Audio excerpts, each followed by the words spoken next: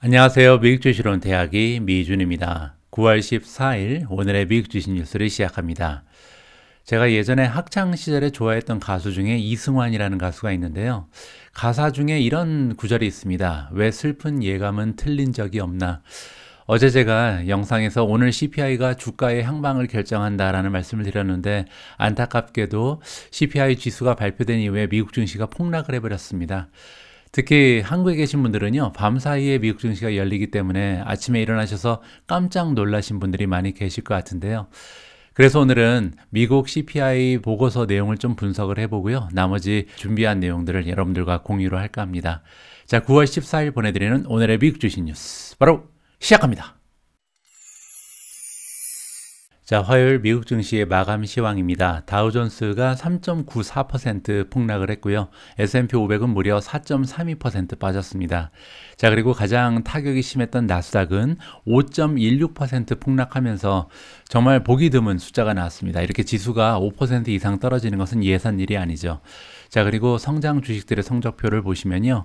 TQQQ가 가장 많이 떨어졌는데요. QQQ 3배짜리 레버리지 ETF가 무려 16.46%나 떨어졌습니다. 유니티 소프트웨어가 마이너스 13.35, 인바이테 마이너스 13, 퍼시픽 바이오 마이너스 11.65, 업스타트 마이너스 10.85, 클라우드 플레이어 마이너스 10.59, 펠로톤 10.32% 빠졌습니다.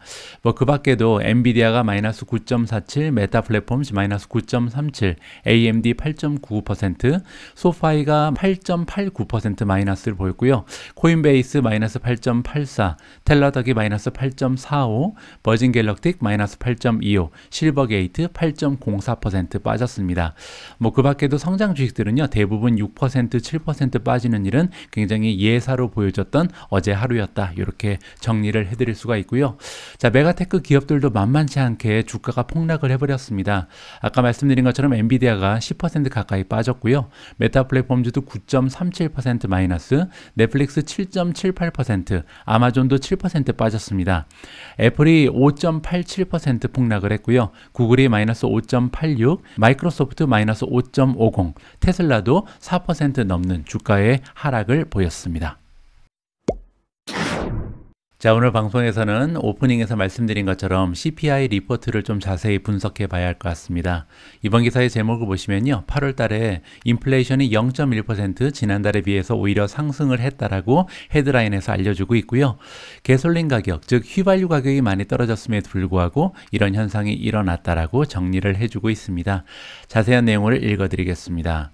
자, 인플레이션이 올라갔다. 그래서 기대했던 것보다 더 많이 8월 달에 상승을 했다는 거죠. 그 이유가 설명이 돼 있는데 요약해서 말씀드리면 일단 주거 비용이 많이 올라갔고요. 그리고 식료품 비용이 많이 올라갔기 때문에 휘발유가 많이 떨어졌음에도 불구하고 이러한 현상이 나타나게 됐다. 이렇게 요약이 가능합니다. 자, 우리가 보통 컨슈머 프라이스 인덱스, 소비자 물가 지수라고 부르는 CPI죠. 이번 8월 달에 0.1%가 7월에 비해서 올라갔다라고 보시면 되고요. 작년하고 비교했을 때는 8.3% 상승을 했습니다. 자, 그리고 헤드라인 CPI 말고요. 우리가 변동성이 심한 식료품 그리고 에너지를 제외한 근원 CPI라는 게 있는데요. 이 코어 CPI를 보시면 7월 달에 비해서 무려 0.6%나 급등을 했고요. 그리고 작년 비해서도 6.3%라는 굉장히 높은 상승폭을 나타내고 있습니다. 따라서 시장에서 많이 실망을 한 거죠. 자, 경제학자들이 예상했던 수치는요. 7월 달에 비해서는 오히려 떨어질 거라고 기대를 하고 있었습니다. 0.1% 정도 떨어질 거로 봤는데 오히려 올라간 게 문제가 된 거죠. 그리고 코어 CPI 같은 경우는 0.3% 정도만 올라갈 것이다라고 기대를 하고 있었다. 다우존스의 전망치였고요. 자, 그리고 작년하고 비교했을 때도 8% 그리고 6% 정도 올라가는데 그칠 거라고 봤는데 뚜껑을 열어놓고 보니까 8% 대신 8.3%, 6% 대신 6.3% 올라가면서 시장의 기대치보다 훨씬 더 높은 인플레이션을 아직까지 기록하고 있다. 이렇게 보시면 될 것 같습니다. 자, 에너지 가격 5%나 빠졌거든요. 따라서 7월 달에 비해서 에너지 프라이스는 굉장히 많이 빠졌죠. 그리고 이렇게 에너지 가격이 많이 빠진 이유는 휘발유 가격이 떨어졌기 때문입니다. 무려 10.6%나 지난달에 비해서 감소를 했거든요. 자, 그런데 이렇게 휘발유 가격이 많이 떨어진 부분이 상쇄가 돼버렸다. 다른 쪽에서 너무나 많이 올라갔다는 거죠. 특히 식료품 가격을 보시면 8월 달에 7월 대비 0.8%나 1개월 동안 올라가 버렸습니다. 주거 비용도 많이 올라가서요. CPI의 3분의 2를 차지하는 게 주거 비용이기 때문에 CPI 지수의 결정적인 요소가 바로 주거 비용이거든요. 그런데 이 주거 비용이 지난달에 비해서 0.7% 올라가고 작년 비해서도 6.2%나 상승을 하면서 인플레이션의 감소 현상을 좀 나타나기는 어려운 상황이었다. 이렇게 우리가 이해해 볼 수가 있죠. 자, 그런데 이 대목에서 우리가 하나 고려해야 될 부분은 뭐냐면요. 주거 비용이라는 것은 렌트비를 얘기합니다. 그래서 주택의 가격을 얘기하는 게 아니고 렌트비가 계속해서 올라간다는 얘기를 하고 있는 건데, 결국 렌트비라는 것은 주택의 가격이 떨어지면 결국은 따라갈 수밖에 없게 돼 있거든요. 그런데 지금 현재 미국에서 주택 가격이 많이 떨어지고 있습니다. 따라서 집값이 떨어진다는 것은 결국 후행지수로 쫓아오는 렌트 가격이 떨어질 가능성이 굉장히 높다는 건데, 그 간격이 조금 있는 거죠. 적어도 한 1년 정도의 그 갭을 두고 따라오는 것이 바로 주거 비용이거든요. 따라서 지금 현재는 이 주거 비용이 굉장히 높은 인플레이션을 기록하고 있지만 결국 집값이 떨어지고 있기 때문에 한 1년 정도 지나고 나면 결국 CPI의 3분의 1을 기록하고 있는 주거 비용은 떨어질 가능성이 굉장히 높다는 것을 우리가 기억하면 좋을 것 같습니다. 자, 다음은 메디컬 케어 서비스인데요. 0.8%나 지난달에 비해서 올라갔고 작년 대비해서 5.6% 상승하는 모습을 보였습니다. 자, 오늘 발표된 CPI의 지수는 굉장히 냉혹한 현실을 우리한테 다시 한번 상기시켜주고 있다. 자, 냉혹한 현실은 뭐냐면요. 아직도 갈 길이 멀다는 겁니다. 인플레이션이 다시 떨어지기 위해서는 우리가 한참 더 기다려야 된다. 아까 제가 말씀드린 것처럼 거주 비용이 떨어지려면 집값이 떨어진 다음에 1년 정도는 기다려야 그 효과가 발휘가 되거든요. 자, 마이크 로웬가트라는 분의 의견이고 모간 스탠리에서 헤드 오브 모델 포트폴리오 컨스트럭션을 담당하는 분이라고 합니다. 자, 채권금리, 국채금리죠. 국채금리가 지금 2년짜리 국채금리는 0.13%나 단숨에 올라버렸습니다. 그러니까 CPI 지수가 발표되고 나서 채권의 금리가 올라가고 있다는 거죠. 그러면서 지금 3.704까지 상승을 해버렸다. 자, 이렇게 채권금리가 올라가게 되면 아무래도 주식에는 부정적인 영향이 있을 수밖에 없겠죠. 안전자산에 투자해서 수익을 볼 수 있는 확률이 높아질수록 위험자산에 대한 인기, 매력도는 떨어진다. 이렇게 보시면 될 것 같습니다. 이번에 발표된 8월 CPI 지수는요, 사실 예상치랑 비교를 해보면 0.2%, 0.3% 정도 높게 나왔을 뿐입니다. 그런데 나스닥 같은 경우는 지금 5% 이상 폭락을 해버렸잖아요.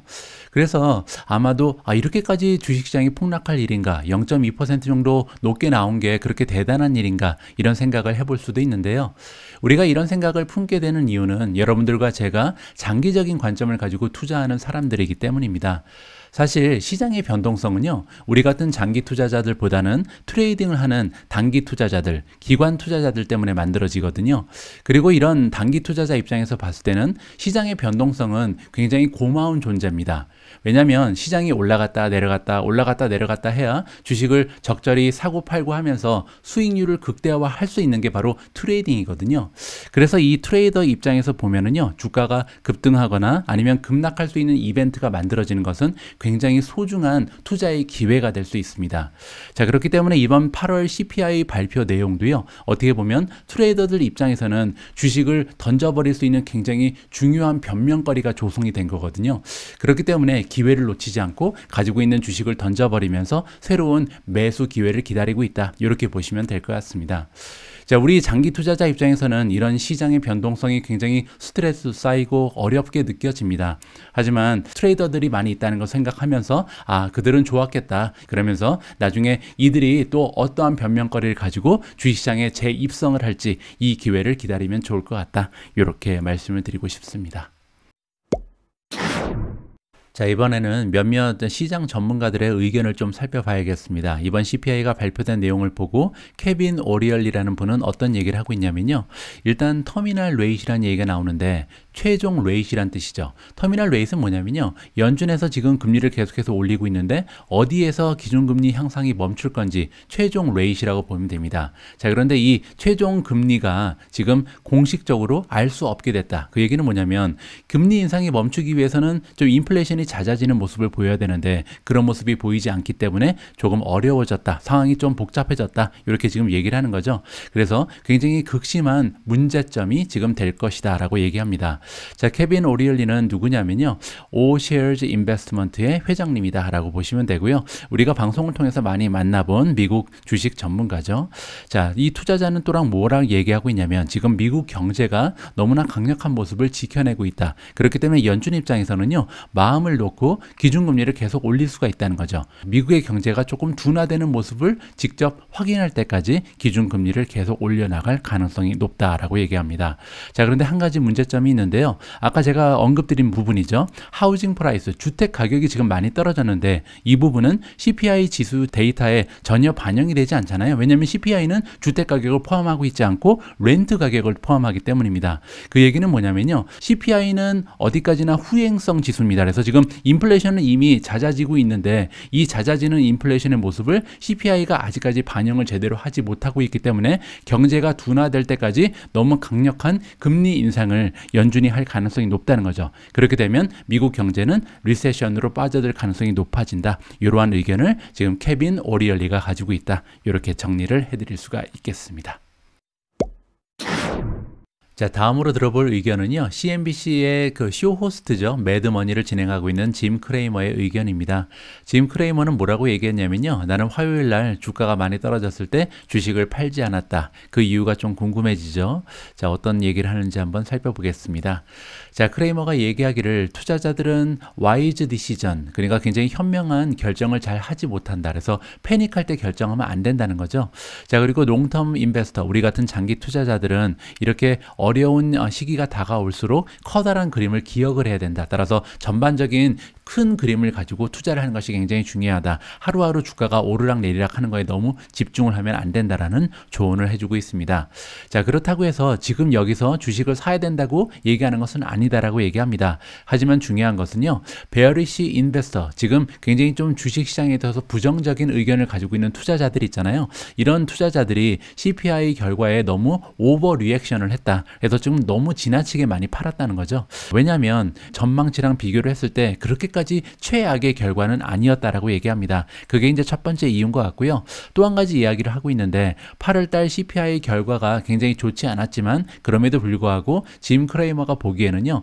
연준이 트레더 니드를 할 수 있을 것이다. 트레더 니드는 뭐냐면요. 이게 바늘에다가 이 실 끼는 거 있잖아요. 이거를 잘 해낼 수 있을 거라고 얘기합니다. 그 얘기는 뭐냐면 현재 기준금리를 계속해서 올리면서 인플레이션을 컨트롤해야 되잖아요. 그런데 이런 게 쉬운 일은 아니다. 그러니까 바늘에다가 실을 끼는 것처럼 굉장히 정교한 기술이 필요한 일이긴 하지만 그렇다고 해서 불가능한 것도 아니란 얘기죠. 결국 미국의 경제를 리세션에 빠뜨리지 않고도 인플레이션을 잘 잡아낼 것이다라고 긍정적으로 전망을 한다는 얘기입니다. 따라서 지금 현재 2022년은 예전에 우리가 맞이했었던 2007년, 2008년과는 다르다라고 이야기를 해주고 있습니다.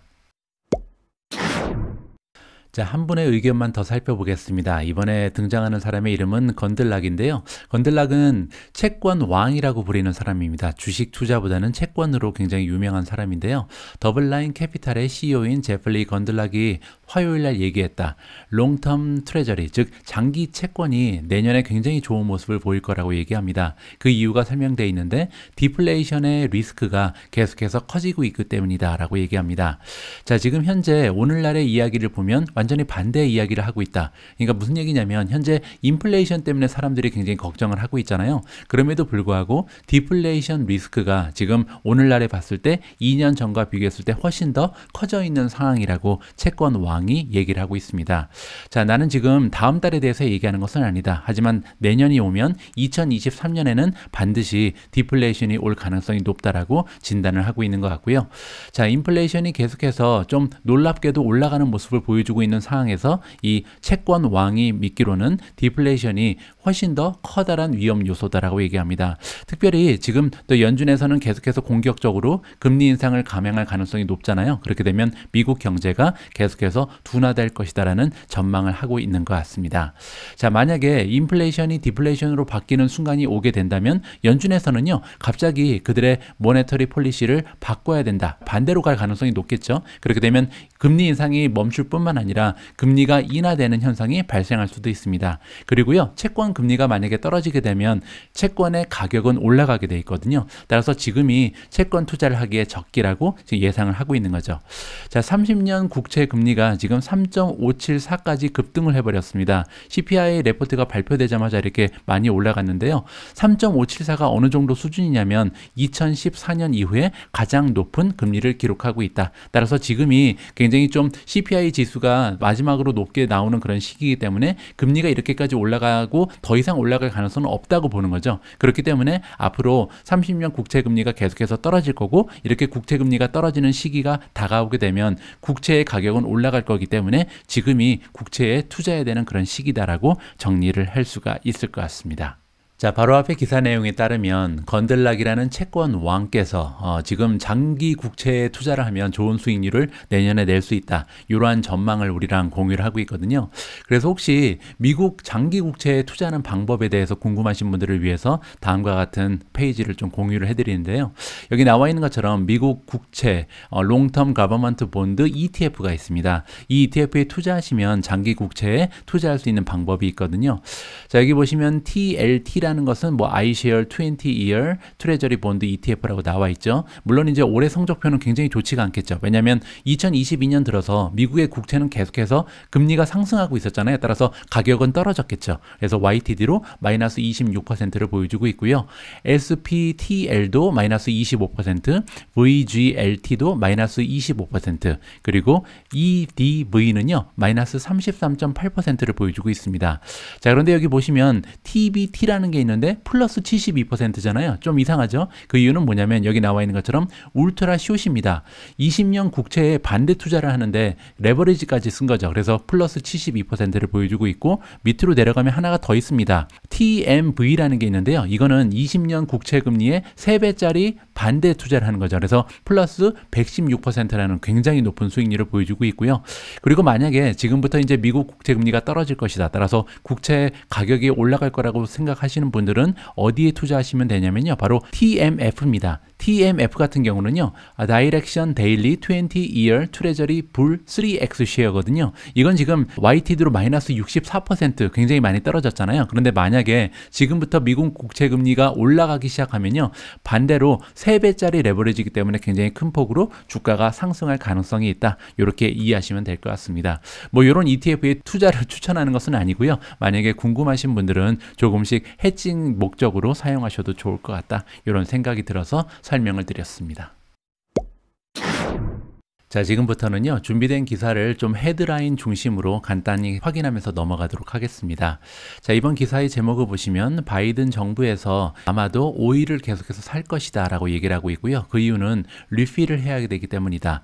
리저브란 얘기가 나오는데, 이게 뭐냐면 비상상황이 나타났을 때 우리가 이용할 수 있는 보존량이 있거든요. 그래서 좀 석유, 이게 원유를 저장해 놓고 있는 거죠. 그런데 이런 미국에서 저장해 놨던 원유를요, 이번에 많이 풀고 있습니다. 그 이유는 여러분들 잘 알고 계신 것처럼 원유 가격이 너무나 많이 올라가면서 휘발유 가격이 급등을 했잖아요. 그래서 미국 정부에서 일부러 보존하고 있었던 원유를 풀면서 가격을 인하하는 데 일조를 했거든요. 자, 그런데 문제는 이제 너무나 많이 풀었기 때문에 다시 원유를 사야 되는 시기가 온 거죠. 원유 가격도 많이 떨어졌고요. 그래서 아마도 지금부터 원유 가격이 예전만큼 더 떨어지기는 조금 어렵지 않을까. 왜냐하면 미국 정부에서 상당한 양을 이 리저브를 다시 리필하기 위해서 살 가능성이 대두되고 있기 때문이다, 이렇게 보시면 될 것 같습니다. 자, 다음 기사의 헤드라인을 보시면요, 미국 정부가 고려를 하고 있다. 생션이라는 것은 제재 조치거든요. 제재를 할 건데 중국에 제재를 한다는 거죠. 그 이유는 타이완에 침략할 수 없도록, 중국이 최근 들어서 이제 대만을 삼키기 위해서 호시탐탐 노리고 있잖아요. 이런 일이 발생하지 않도록 제재를 강화할 것이다. 그리고 거기에 그치는 것이 아니라 EU, 유럽연합에 지금 도움을 요청하고 있다. 그래서 EU가 지금 언더 프레셔다. 굉장히 좀 많은 압력을 받고 있다는 거죠. 유럽연합 같은 경우는 미국에 비해서 중국과의 관계가 굉장히 돈독합니다. 뭐 예를 들어서 국교 체결도 사실 타이완하고 국교 체결한 나라는 없고요. 대부분 다 중국과만 국교가 체결돼 있거든요. 그런 상황에서 미국 혼자서 힘으로는 안 되니까 유럽연합에도 압력을 가하면서 중국에 대한 제재를 강화하자, 이렇게 연합을 하고 있다, 이렇게 보시면 되겠죠. 이유는 여러분들 잘 알고 계신 것처럼 최근 들어서 중국과 미국의 반도체 전쟁이 심화되고 있잖아요. 그런 상황에서 만약에 타이완을 뺏기게 되면 엄청난 타격이 갑자기 발생하게 됩니다. 왜냐하면 TSMC를 비롯해서 세계의 반도체 공장이 지금 타이완에 집중적으로 설립이 되어 있는 상황이잖아요. 따라서 세계 파운더리 시장의 대부분을 차지하고 있는 타이완을 절대 뺏겨서는 안 되는 거죠. 그래서 미국 입장에서는 타이완을 보호하는 것이 굉장히 중요하고 그러한 목적을 달성하기 위해서 많은 노력을 하고 있다. 이러한 식으로 이해를 하면 좋을 것 같습니다. 자, 다음 헤드라인에는 구글이 등장을 하는데요. 사실 이 기사는 바로 앞에 전달해드렸던 기사랑 일맥상통하는 부분이 있습니다. 왜냐면요, 구글이 지금 R&D 계약을 체결을 했는데 그 대상이 누구냐면 커머스 디파트먼트입니다. 미국 정부의 상공부라고 보시면 되는데 여기랑 지금 무슨 계약을 했냐면요, 새로운 반도체 칩을 개발하기 위한 R&D를 함께 한다. 이렇게 보시면 되거든요. 조금 내려가서 보니까 무슨 얘기가 써 있냐면요, 이번에 같이 힘을 합쳐서 개발하는 것이 뭐냐면 나노 테크놀로지 그리고 반도체 장비를 개발하기 위한 기술력을 향상시키기 위해서 지금 미국 정부가 구글과 협업을 하고 있다. 이렇게 보시면 됩니다. 자, 이 기사를 보면서 느껴지는 점은요, 반도체를 개발하는데 그 협업 상대가 구글이다. 대단하죠. 따라서 구글이라는 기업이 역시 인공지능에 있어서는 굉장한 역할을 하고 있구나라는 것을 우리가 생각해 볼 수가 있고요. 그리고 또한 정말로 중국과 미국의 반도체 전쟁이 본격화되고 있구나. 따라서 반도체 산업에서 어떻게 하든지 우위의 위치를 차지하기 위해서 미국 정부가 정말 많은 노력을 한다는 것을 이번 기사를 통해서 재확인할 수 있었습니다. 자, 다음 기사에 등장하는 기업은 우버입니다. 그렇지 않아도 이틀 전인가 구독자분들 중에 한 분이 요즘에 왜 우버 기사 안 읽어주냐고 좀 컴플레인 하셨는데요. 다행히 우버 관련된 기사가 발표가 됐습니다. 자, 우버가 파트너십에 잉크를 했다. 잉크로 이제 사인을 했다는 거죠. 자, 이 파트너십은요, 푸드 딜리버리, 그러니까 배달 서비스 관련된 계약인데 어떤 의미가 있냐면 드라이버리스 게임, 즉 자율주행에 우버가 다시 진출하는 계기가 될 것이다. 이렇게 이해하시면 되거든요. 조금 더 자세한 내용을 살펴보시면 이번 계약은요, 10년짜리 계약이고 파트너십을 맺은 당사자는 누노라는 기업입니다. 자, 누로에서 만들고 있는 자율주행 자동차가 굉장히 궁금해지시죠? 제가 한번 찾아봤는데요. 이렇게 생겼습니다. 굉장히 귀여운 모습을 하고 있는 자율주행 차고요. 이 자동차는 배달을 목적으로 만들어진 자율주행 자동차다. 이렇게 보시면 됩니다. 그래서 조금 더 내려가서 보시면요, 이렇게 좀 아담한 사이즈죠. 일반 자동차의 크기의 한 반 정도밖에 되지 않는 것 같고요. 그리고 이렇게 혼자 가가지고 음식을 배달하고 이게 사람이 나와서 직접 시큐리티 코드가 있습니다. 그래서 그 비밀번호를 입력하고 주문한 음식을 가지고 이제 가면 된다. 이렇게 설명을 해드릴 수가 있을 것 같습니다. 자, 다음 기사의 제목을 보시면요, 마이크로소프트 역시 파트너십 하나를 체결을 했는데요. 파트너십의 상대는 노보 노르디스크입니다. 역사가 100년 가까이 되는 굉장히 커다란 규모의 제약회사다라고 보시면 되고요. 두 기업이 힘을 합쳐서 발전된 드러그 디스커버리, 그래서 신약을 개발하기 위한 협업을 진행하게 됐다. 그리고 이제 마이크로소프트에서 지원하는 부분은 인공지능 그리고 빅데이터를 활용해서 신약을 만들 수 있게 도와주는 역할이다. 이렇게 정리를 해드릴 수가 있을 것 같습니다. 자, 오늘 제가 마지막으로 준비한 기사의 헤드라인을 보시면요, 애플이 등장을 합니다. 제가 2, 3주 전에 애플의 서비스 매출이 앞으로 기하급수적으로 발전할 가능성이 높다. 그리고 그 중에 하나는 광고에서 들어오는 매출이 굉장히 잠재력이 크다. 이러한 내용을 여러분들과 공유해 드린 적이 있는데요. 자, 이번 기사는 거기에 대한 후속 기사라고 보시면 됩니다.